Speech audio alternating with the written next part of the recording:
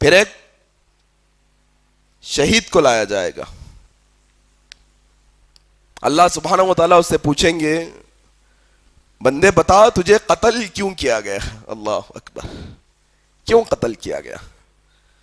بندہ کہے گا اے اللہ میں نے تیری راہ میں جہاد کیا ہے, وہ جہاد میں شریک ہوا اور مجھے دشمنوں نے مار ڈالا, قتل کر ڈالا, میں شہادت میں شہید ہو گیا. اللہ کہیں گے تو جھوٹا ہے.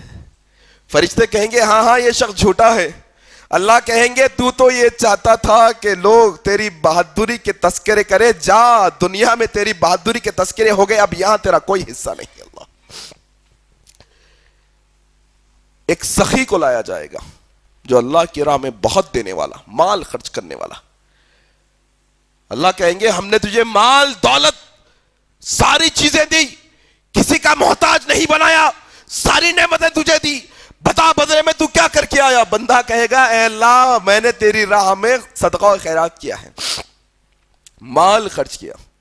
اللہ اور فرشتے کہیں گے جھوٹا ہے تو یہ چاہتا تھا کہ دنیا میں لوگ تیری تعریف کرے, کتنا سخی بندہ ہے, کتنا مال خرچ کرنے والا ہے, جا دنیا میں تیری تعریف ہو گئی, اب قیامت کے دن تیرا کوئی حصہ نہیں. اللہ کے نبی صلی اللہ علیہ وسلم کے وہ صحابی حضرت ابو ہریرہ رضی اللہ تعالیٰ عنہ کہتے ہیں اللہ کے نبی نے میرے دونوں رانوں پر اپنے ہاتھ کو مار کر کہا ابو ہریرہ قیامت کا یہ وہ منظر ہوگا کہ یہ 3 لوگوں سے جہنم کی آگ کو پہلے بھڑکایا جائے گا. اللہ اکبر. عمل کس کے لیے؟ اللہ کے لیے. راضی کس کو کرنا ہے؟ اللہ کو کرنا ہے, اللہ کو راضی کرنا ہے.